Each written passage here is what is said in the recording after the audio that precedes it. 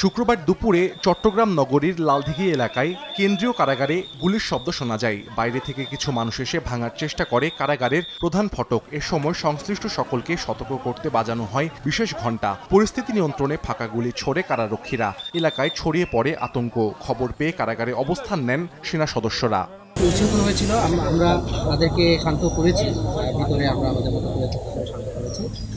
বড় রকম কোনো ক্যাজুয়ালিটি বা এরকম কিছু আমরা শুনিনি। তবে আমাদের কিছু স্টাফও আহত হয়েছে। বাইরে থেকে কেউ ঢুকতে পারেনি, আমাদের কোনো বন্দিও পলায়ন করেনি।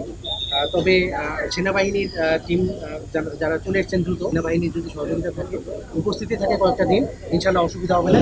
এদিকে বৃহস্পতিবার দুপুরে জামালপুর জেলা কারাগারে গুলি ও অগ্নিকাণ্ডের ঘটনা ঘটে। জেল কর্তৃপক্ষ জানায় দুই দলে বিভক্ত হয়ে কয়েদিরা জড়িয়ে পড়ে সংঘর্ষে। বিদ্রোহী পক্ষ প্রথম গেট ভেঙে কারাগার থেকে বের হয়ে আসে। দ্বিতীয় গেট খুলে দেওয়ার জন্য জেলার আবু ফাতাহ সহ কারারক্ষীদের ওপর আক্রমণ করা হয়। খবর পেয়ে পরিস্থিতি নিয়ন্ত্রণে কারাগারে অবস্থান নেন কারারক্ষীদের সঙ্গে অন্যান্য আইনশৃঙ্খলা বাহিনীর সদস্যরা। পরিস্থিতি নিয়ন্ত্রণে ছড়া হয় ফাঁকা গুলি। ছড়িয়ে ছিটিয়ে পড়া কয়েদিদের নেওয়া হয় নিজ নিজ সেলে। রাত থেকে কারাগার এলাকা ঘিরে রাখেন সেনা সদস্যরা। রাতেই নিয়ন্ত্রণে আসে পরিস্থিতি। প্রাথমিকভাবে 6 বন্দির নিহতের খবর পাওয়া যায়। আহত হয়েছেন 4 জন কারারক্ষী। খবর পেয়ে কারাগার চত্বর ও হাসপাতালে ভিড় করেন হতাহতের স্বজনরা। অফিস রুমটা পুড়াই দিছে এবং হাসপাতালটা পুড়াই দিছে। তারপরে বিভিন্ন ওয়ার্ডে আগুন ধরে দেয়, যেটা ফায়ার সার্ভিস সারাক্ষণ ছিল।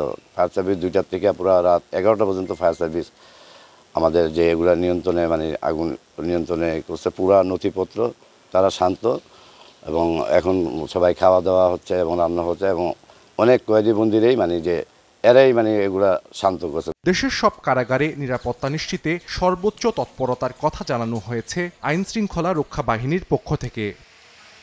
সাহাল আব্দুল্লাহ আলভি, সময় সংবাদ।